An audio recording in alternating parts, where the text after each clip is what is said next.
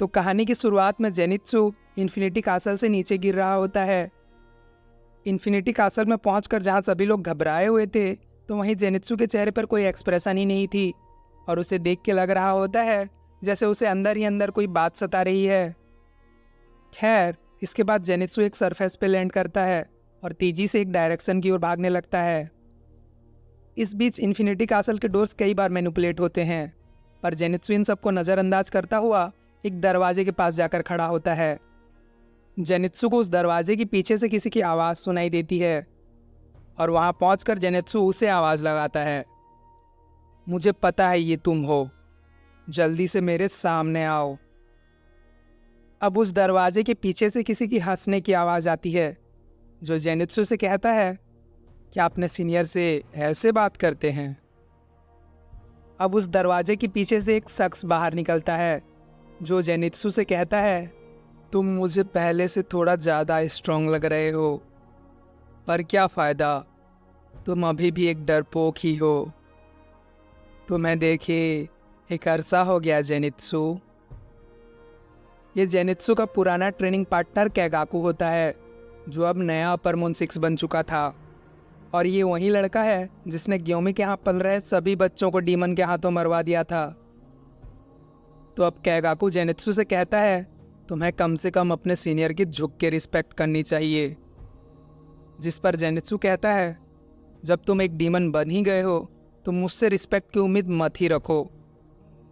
जिस पर कैगाकू जेनित्सु को ताना मारते हुए कहता है, क्या तुम एक हासिरा बन गए हो, या तुमने थंडर ब्रीदिंग के फर्स्ट फॉर्म के अलावा भी कुछ सीख लिया है। इसके बाद जेनित्सु कैगाकू को जवाब देता है, लगता है अपर मून बन के तुम्हें बहुत चर्बी चढ़ गई है, पर तुम एक अपर मून भी कहाँ हो, तुम तो बस उनकी खाली पड़ी जगहों में भर दिए गए हो, वरना तुम्हारी औकात भी नहीं है एक अपर मून बनने की। जिस पर कैगाकू जोर से हंसता हुआ कहता है, लगता है अब तुमने जवाब देना भी सीख लिया है। अब जेनित्सु कैगाकू से कहने लगता है, क्यों तुम एक डीमन बने? हमारे मास्टर ने खुद को मार डाला क्योंकि उनका स्टूडेंट जो थंडर ब्रीदिंग जानता था वो एक डीमन बन गया। अब जेनित्सु रोते हुए कैगाकू से कहने लगता है, हमारे मास्टर कभी नहीं चाहते थे कि थंडर ब्रीदिंग से भी एक डीमन पैदा हो। वो चाहते तो खुद को आसान मौत दे सकते थे, पर उन्होंने खुद को अपनी आखिरी सांस तक तड़पाया, सिर्फ तुम्हारी वजह से, क्योंकि तुम एक डीमन बन गए। कैगाकू कहता है कि मुझे कोई फर्क नहीं पड़ता, चाहे वो बुढ़ा मरे या फिर कोई और। मैं बस उन लोगों को सर्व करता हूँ जो मेरी वैल्यू करना जानते हैं। उस बुढ़े के लिए मैंने सब कुछ किया, लेकिन वो साला हरामी बुढ़ा कहता था कि वो मुझे तुम जैसे इंसान के साथ अपना सक्सेसर चुनेगा। वो सन की बुढ़ा भले ही फॉर्मर हासिरा रहा हो, पर मेरे दिल में उसके लिए कोई इज्जत नहीं है। मास्टर सन की नहीं थे, बल्कि उन्होंने तुम जैसे नालायक बच्चे को कचरे से उठाकर बड़ा किया है। तुमने नहीं, उन्होंने तुम्हारे लिए सब कुछ किया, और आज मुझे मेरे मास्टर के लिए सॉरी फील हो रहा है कि उन्हें तुम जैसा एक स्टूडेंट मिला। तुम मुझे कचड़ा कहते हो ना, मैंने तो थंडर ब्रीदिंग के फर्स्ट फॉर्म को पूरी तरह से सीख लिया है, पर डीमन बनने के बाद भी जब तुम्हारे पास इतना एडवांटेज है, क्या तुम फर्स्ट फॉर्म को सीख पाए हो? अगर मैं एक स्कम हूँ ना, तो तुम पूरा का पूरा कचरा हो, ऐसा जेनित्सु कहता है। जिस पर कैगाकू गुस्से में कहता है, मुझे खुद से कंपेयर मत करो, तुम मेरी थंडर ब्रीदिंग देखना चाहते हो ना? और ऐसा कहकर वो अपने थंडर ब्रीदिंग के फोर्थ फॉर्म से जेनित्सु के ऊपर हमला कर देता है। जिस पर जेनित्सु कहता है कि तुम अभी भी बहुत स्लो हो, और वहाँ से बिजली की तेज़ी से गायब हो जाता है। और जेनित्सु की इतनी स्पीड को देखकर कैगाकू पूरी तरह से हैरान रह जाता है। और हम देखते हैं कि जेनित्सु ने इस बीच कैगाकू को इंजर्ड भी कर दिया है। और यहाँ हम कैगाकू का एक फ्लैशबैक देखते हैं, जहाँ वो कह रहा होता है, अपने से ज़्यादा ताकतवर के सामने झुक जाने और अपनी नाक रगड़ने में भी कोई शर्म नहीं करनी चाहिए, चाहे आपके लोग छीन जाएं, आपका घर खो जाए या आपका पैसे चले जाएं। जब तक आप जिंदा हो, इन चीज़ों की कोई वैल्यू नहीं है।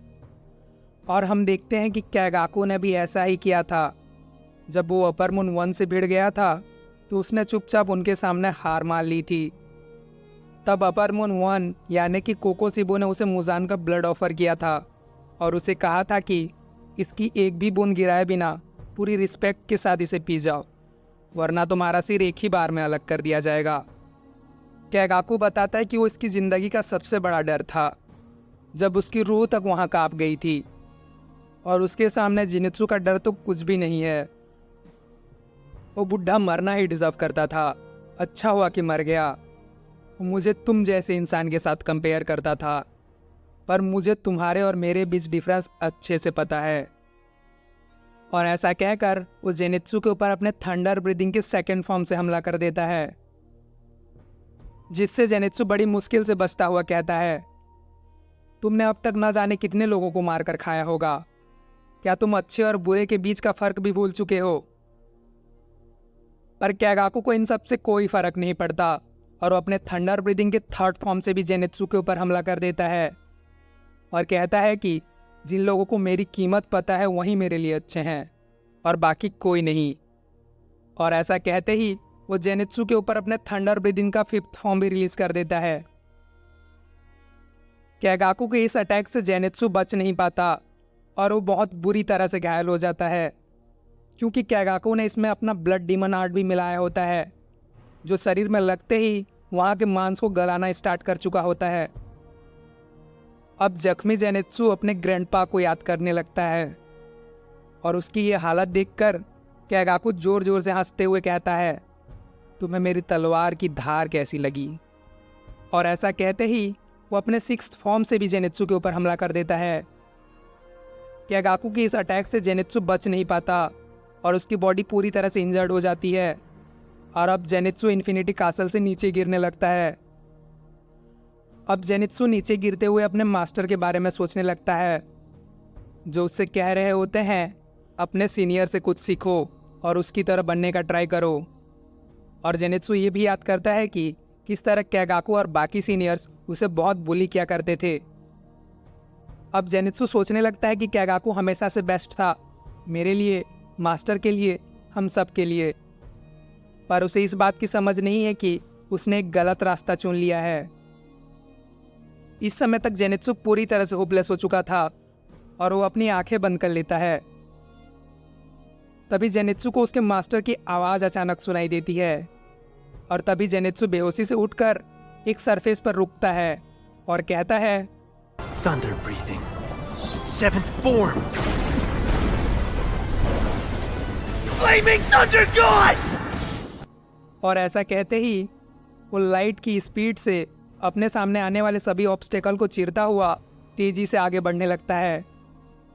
कैगाकू ये सुनकर दंग रह जाता है कि जेनित्सु ने अभी भी थंडर ब्रीदिंग के सेवेंथ फॉर्म को यूज़ किया, जो कि पॉसिबल ही नहीं है। पर वो कुछ रिएक्ट कर पाता उससे पहले ही उसका सर धड़ से अलग हो चुका था।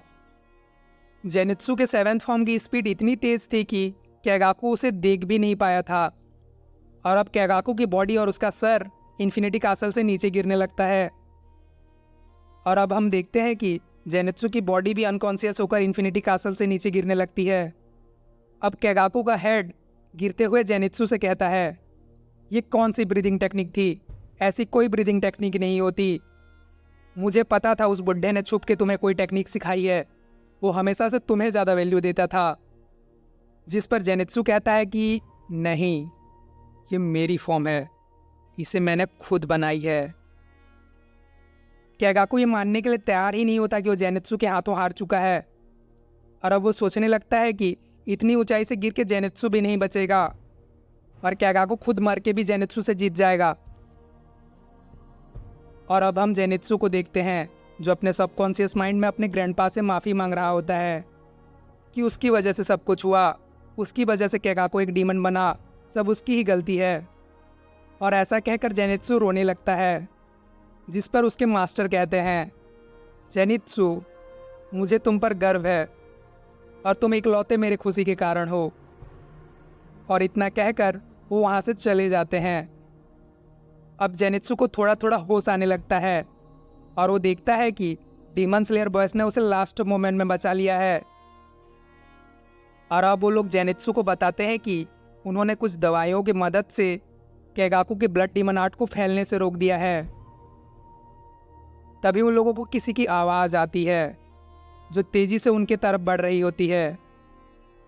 और अब हम देखते हैं कि तांजीरो और गियो अपर मून 3 यानी कि अकाज़ा के सामने होते हैं।